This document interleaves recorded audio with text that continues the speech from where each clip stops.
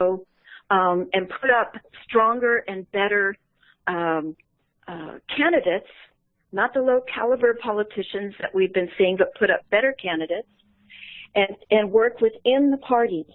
Both of them need to up their game, in my view. Mm-hmm. So it's which world do you want to create in America? Which country do you want to live in? Well, do you want to live in results, the destructive one, right? the angry one, listen, or the creative one? If you're being attacked, you're allowed to be angry. I don't put people down for being angry. You know, that San Bernardino ISIS attack really still ripples like the Orlando, because it does show we have an enemy.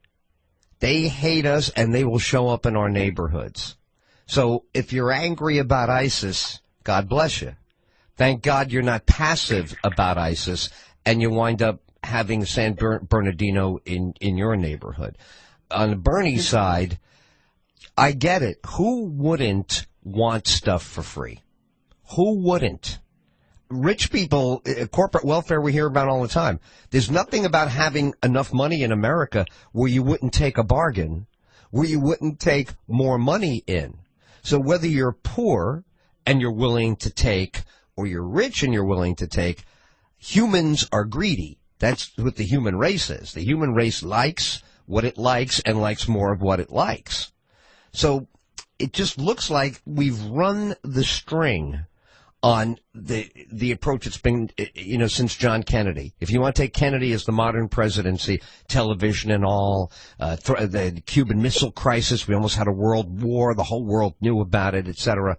And then come through everything since then, Vietnam, Watergate, a horrible economy under Jimmy Carter, the wage and price controls, the outrageous inflation, the oil crash. Then you bring in the hostages were taken, the Islamic Revolution hits Iraq. We haven't had answers over the last 4 or 5 decades for the big challenges. We haven't generated answers. That makes somebody think we could be doing this all wrong. It may not be the way we'd like it to go, because we're one country among hundreds in the world. We're one culture that is hated by half the world. The white, dominant conqueror. We've got to stop those people. The Americans who buy these expensive Italian suits and all. This is an insult to the world. The white Christian mentality has really decimated the poor Islamic third world. I hear it. I'm sure you do too.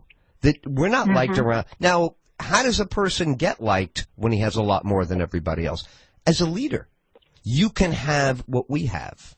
You can follow our way. American democracy, constitutional democracy, an airtight First Amendment. If you even think you're not getting your free speech, there's 9 courts who will hear you, and we'll give you the lawyer and legal aid. So we're oriented in a way that most of the world is not. And there was a time when the world was looking to us as, wow, America's really getting it done. We should get a version of that going for us. Now today, there's hostility in so many countries existentially against us. I don't think it's bad ideas from the founders. I just think there have been horrible stewards of the American miracle over the past 40 years, right? No, I would agree with that. And I don't want to put down anybody who's angry. I am angry. People have a right to be angry. I think if people aren't angry, then they don't understand the urgent times we're living in. It's what we do with that anger that I'm concerned about. What choices are we going to make? When, as individuals, do we ever make a good choice? Or when we're angry, we always say things that we don't mean to say when we're angry. We always do things that we didn't mean to do, and we have to go back and apologize. And I'm just concerned about the anger overtaking a rational choice and thought, and we get something that we're very sorry about later. And when you talk about follow us, you can have what we have, that to me sounds a little bit like the trickle-down theory. You know, we went for that since the 80s. You give money to the top 1%, give money to the rich, and tax cuts for them and loopholes for them, and it'll trickle down to us. But it didn't. And that's why everybody's angry. It didn't. It was a sham. And so I want to be able to define, again, what everybody was proud of in America, is that we're now active in taking our power back as individuals and not letting, you know, 62 billionaires in the world own the lower half wealth of the whole planet. 62 people own the wealth of the whole planet. So half the planet, I mean, the lower half. So no wonder there's strife and problems around the country, but we as Americans have done it before in leading the way. That's why we were the beacon on the hill. And I just think we can do it again and do it with the system we've got that our forefathers had and foremothers behind them, beside them, designed for us. And voting right now and running for office is the only power we have, but we've given up that power by not voting, by being casual voters, by not holding our representatives to the fire, by not electing better people, serious, intelligent, better people. Right. So I just want us to think rationally about this. Right. And I don't see Trump supporters rational at all. Well, but you just gave his platform. That is his platform, right? He wants smarter, better trade deals. He said political hacks, 20 years at the Trade Commission and the departments of whatever, they can't get you a deal. You need a deal like the deals I've made myself to get these hotels to have my name on them, etc. So he is arguing that. He's saying the political class is underqualified to do even the good things that they promise. I mean, you remember how NAFTA, we were touted NAFTA. I mean, a little crazy. Now, Ross Perot was diminished by the media and by the intelligence establishment, or I should say the establishment that thinks of itself as intelligent, right? But he was spot on correct about NAFTA. And I think it's often that a kooky warning is not taken seriously because he had built a multi-billion-dollar business out of sending out paychecks with his EDS company. So instead of mocking him, using his quirks against him, no one thought it would be intelligent to pursue, without the style of Ross Perot, the wisdom of Ross Perot. So if he were really heard, you know, I see that you work with Al Gore. You know, that was a famous night on Larry King. Ross Perot versus Al Gore. Al Gore won. We have NAFTA. Not many people like NAFTA now. So it's not easy to be an outside-the-box thinker, then, enter as someone safe enough not to look too angry, too vindictive, too unorthodox, it's always uninformed. It's always the cheap shot. If anybody is informed about life in America, it would be a billionaire because they touch every single thing. And Trump came out of Queens. He wasn't born in Beverly Hills. He comes out of Queens. So I'm saying, Ross Perot came out of Texas. We don't value the unusual enough. We demand sameness. And then we don't like our results and say that we're not creative enough to be outside the box. But being creative and outside the box, you're always pummeled in America. I've never seen outside the box show up in my lifetime with the hippies were outside the box. They were bashed into oblivion. Civil rights outside the box, nothing but a hard time. So every time America tries to go outside the box and not be predictable and habitual and do something really clever and new, you got to go a gauntlet to get in there. We're not exactly with interest taking note of what's new and different, right? Well, I, for one, love outside-the-box thinking, and I think outside-the-box thinking is also part of voting again and part of becoming a citizen again. I think our apathy has taken away our personal power so much that just considering voting and understanding every initiative and running for office has turned into out-of-the-box thinking in itself.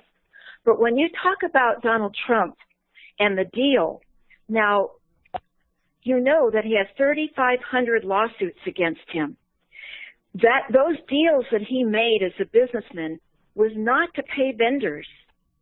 So he has got, he makes a deal for himself, but those vendors didn't get paid. A lot of companies and small businesses were ruined by trusting him in helping with this is business, right? I mean, this is business. Projects in his casino. This is business. And also, you know, you got to be fair. This is business. If you have a crummy vendor and you hate their work, you'll be damned if you're going to pay for them. If they're supposed to carpet your lobby and they do a crummy job, I mean, you know something? I'm not a billionaire, but I've absolutely had my house. I've had my house painted. I've had my house painted, and it was a crummy job. And it took a long time for us to settle how much less than they were charging me they were ever going to get out of me. So I don't think I don't think you're going to get to be a billionaire without having all the lawsuits and all the controversy. America today is set up for a hangnail. You can get a case into federal court. We're in that environment. But it's just like everybody, right? You look at athletes, who's there at the end? Who's in the winner's circle? America is a competition, right? Capitalism is a competition. It's not a guarantee that everybody gets a free cupcake. It means you get to you get to earn your money. But you earn your money through cunning. You know, you don't just get to go up and say, okay, here I am. Here's my Social Security number. I'll be here every day at 9 o'clock and you give me $40,000. No good. No good. That really was the 1930s. This is a world where they have to compete. So I don't expect him to have none of the baggage of competition. But if he never made it to the other side, I would understand why people should be askance of him. But he's still thriving. This guy, if he doesn't win the presidency, he'll be right back to thriving as a billionaire. And America should take note of that.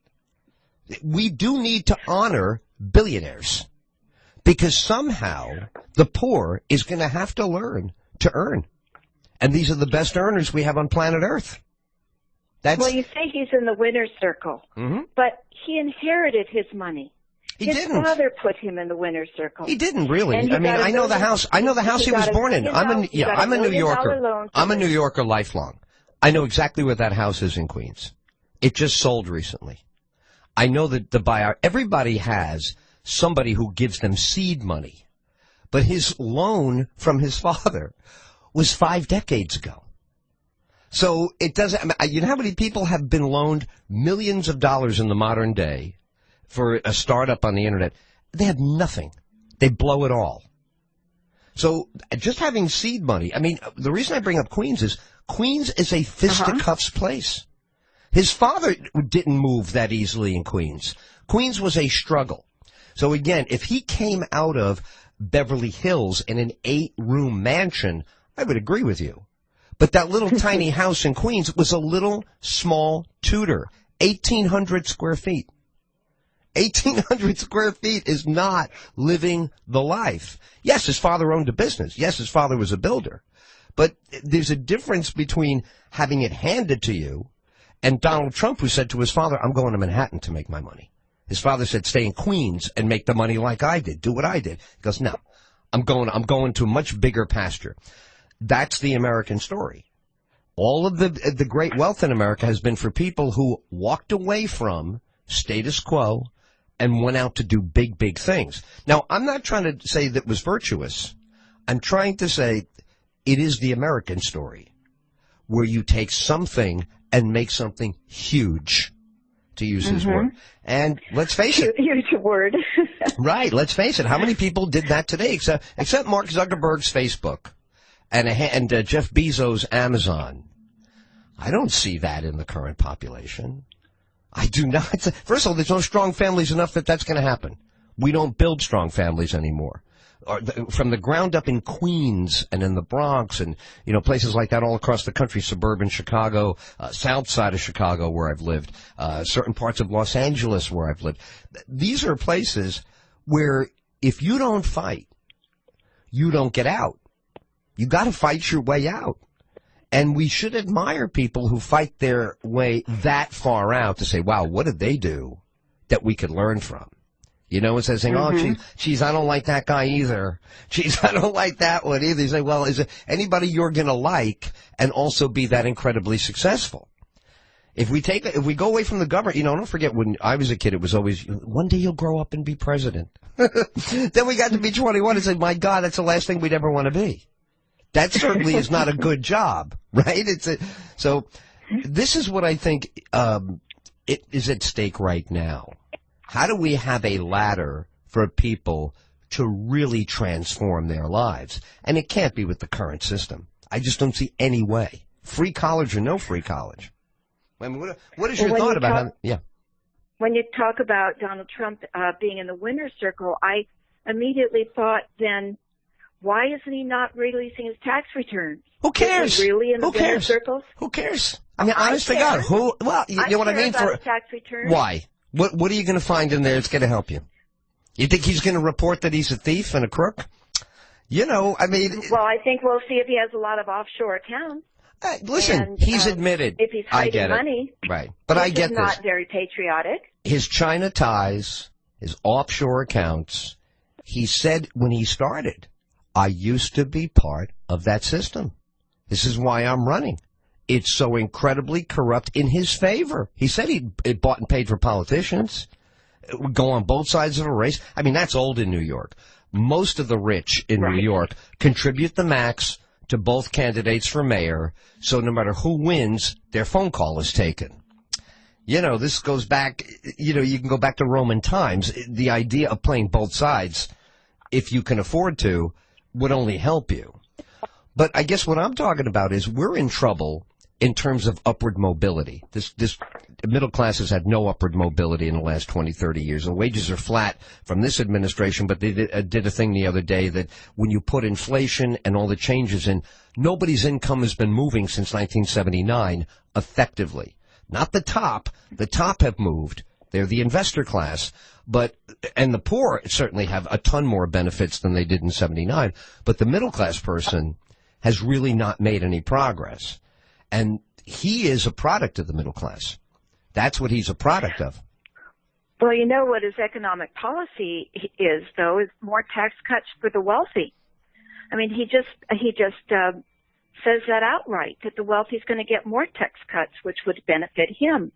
And you're absolutely right about the income being flat since 79, 80. What happened during Reagan's time is that they changed the laws so that CEOs then became stockholders, thinking that if they're a stockholder, they would have the interest of the company in mind. But what happened is they became involved in just their own interests in making money. And since that happened in the early 80s, CEO pay went up 937%. And the middle class went up 10.3%. So we have made some very rich people here, not by their own, winner's circle mentality or not by their own creativity. It's by removing a regulation in government that kept them focused on their product, their workforce, of what was best for everybody, including the stockholders, and just turn them into a stockholder. And it used to be that a company CEO would move up from the ranks, and be someplace 30 years. And now that they hop around and they get not only this huge income and bonuses, but then they get payouts of millions of dollars. So, just changing that one law would help the middle class. Well, for example, would you want this applied to George Clooney and Julia Roberts? Hey, come on. What are you, crazy? $7 million, $15 million to shoot a movie. Then the movie makes no money. and then the company has to pay you, and then what happens to the crew? What happens to the camera guy? What happens to the key grip?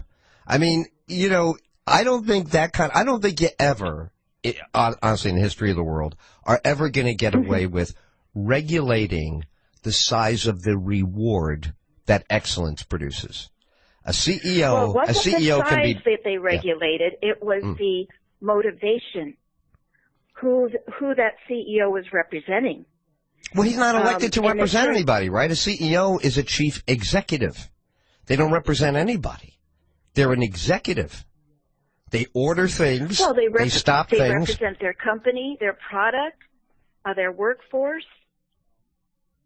Well, let's go slow. I don't know if they do represent the workforce. That's what a union does. But I understand they represent shareholders because the shareholders are paying them. So you always represent whoever writes your check. That is, again, that's just basic capitalism, right? Whether you make $1 million a year or $400 million a year, whoever writes the check is the one you serve, right? And it's what happens when you go to work at McDonald's. Your manager is the one you serve. You're not serving anything but. You have a manager. So, American business always has a pecking order, right? Whether it's the board or it's the shareholders. There's always somebody above the CEO because they do get fired, right? They do get bounced out quickly with that guy from Saatchi & Saatchi last week. He was the head of the biggest advertising firm in the world. One politically incorrect phrase, he's out. Now, this was a tens of millions a dollar a year guy who misspoke and couldn't save himself, couldn't apologize enough. So, maybe they have a lot of toys and they have big balances in their bank account, but they're no more autonomous than anybody else in business as CEO, I think. Marissa Mayer there at Yahoo. I mean, we have plenty of CEOs that make tons of money, and they're in a bad light, and they get bounced out, and it can be quick. So, I don't know, how much different are they? Now, they played the game really well. They chose a profession that paid them tens of millions of dollars, and they were diligent enough to get inside of a company and do something to get there. But, even they can get the boot, right? Well, what happened back in the 80s when it shifted to the CEO being a shareholder as well, it's looking at running a company isn't an either or frame of mind. It can be an and. You can represent your shareholders and be concerned about the quality of product, be concerned about the customer service. It's not always about the bottom line. And you brought up unions. Back in the 80s, 33% of the working public were part of unions. Now it's 7%. And that's a huge issue when it comes to the middle class, because whether you were in a union or not, those wages the union negotiated for, the deal they made with their management, moved the bar so that even those who weren't in a union, the pay scale would go up. But because unions have been attacked in this country viciously, I think, just demonized, and because people that run a company don't want a counteractive force to them. They want their way. So when the shareholders, that law that created CEOs as shareholders, they weren't interested in anything else about the company. They wanted to do away with whatever got in their way from making money. And so now we have 8 auto companies opening plants in Mexico because it's the bottom line always. The shift happened when the law changed that just turned CEOs into a stockholder too. That doesn't mean that they can't be interested and work for the stockholders, but they can't. Before that, they were interested in all of it. Now it's just focused on that one part of it. And we saw a 940% jump in salary in 35 years. Well, what can you do about that?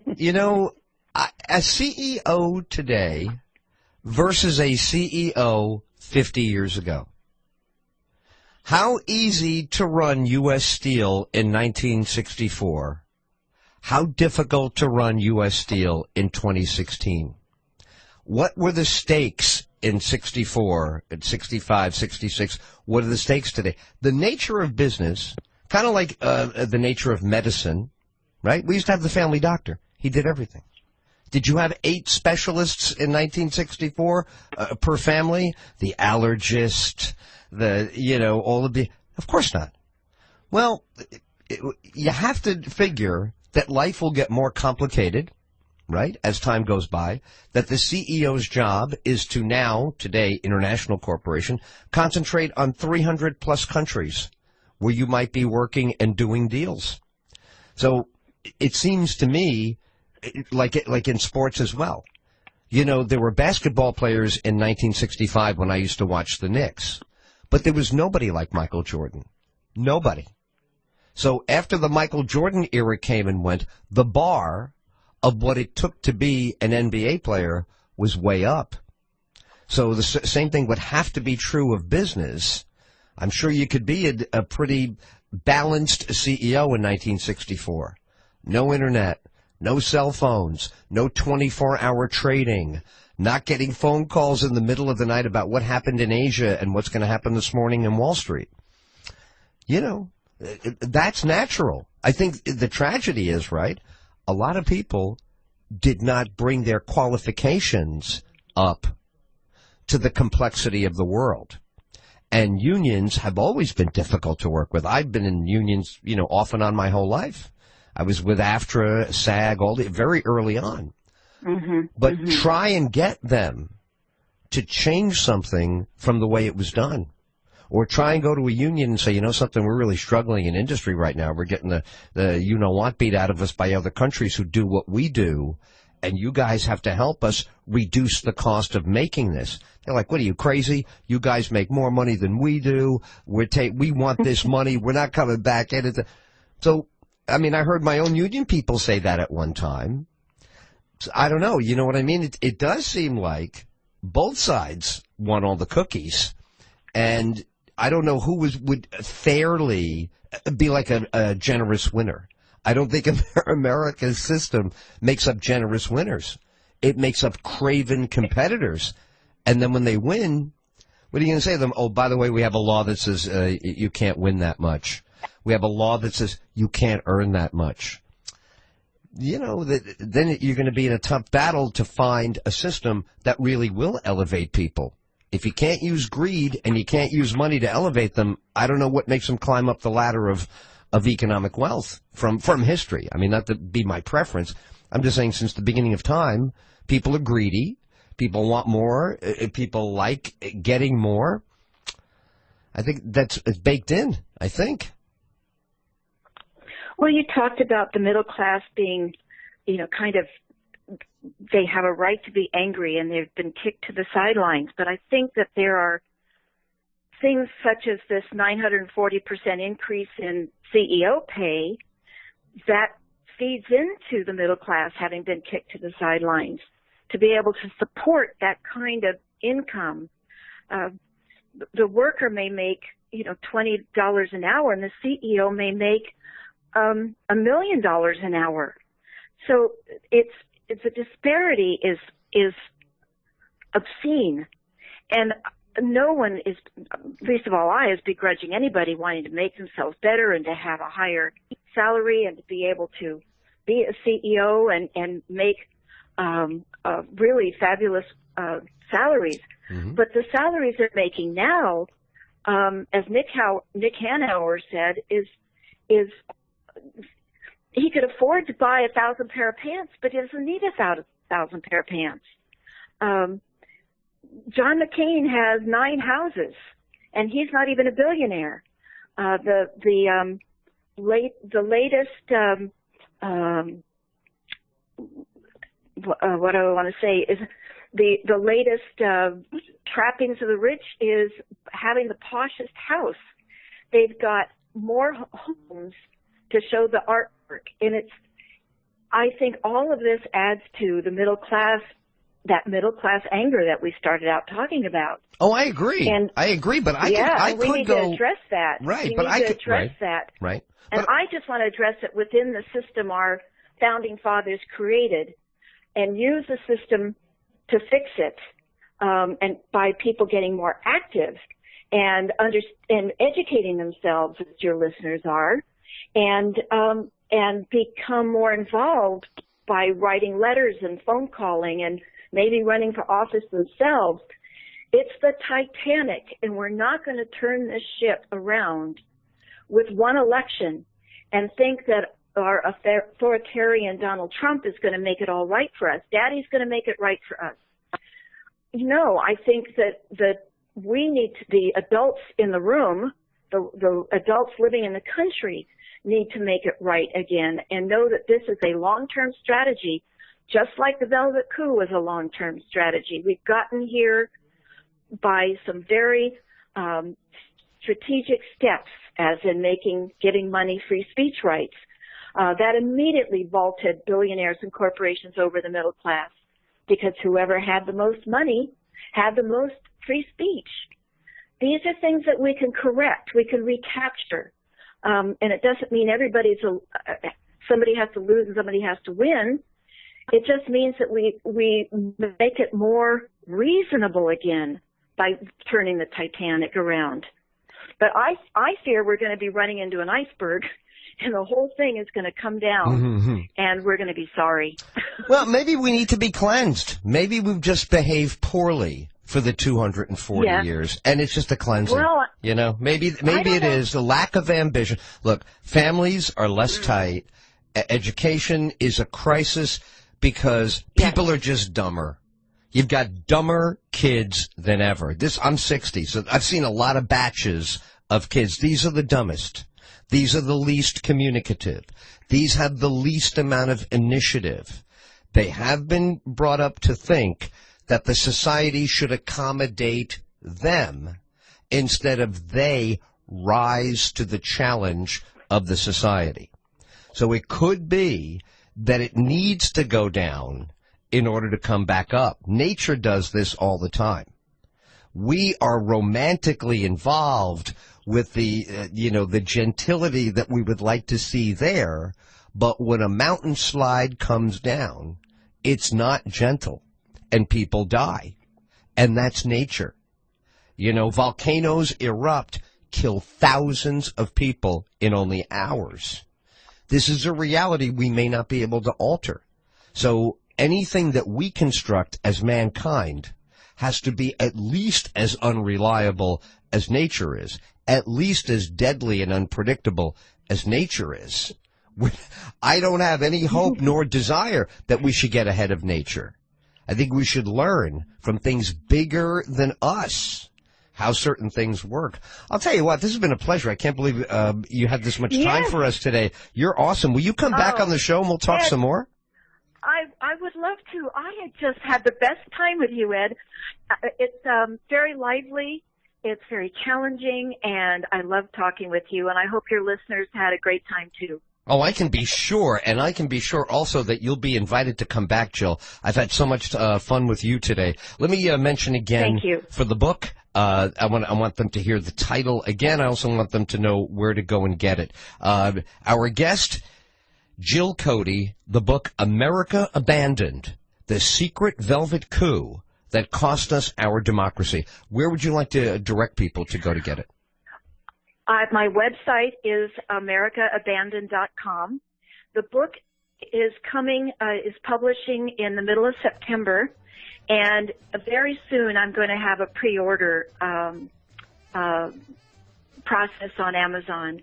So it will be published very soon, but they can drop me a line on the website, too, and make sure that they are notified when it's published. That's awesome. Well, I've enjoyed our time. I cannot wait for the book to be in my hand. You got it. Thank you. Sure. Jill Cody, everybody. Awesome. What a cool, smart lady. Ed Till Show, Starcom Radio Network.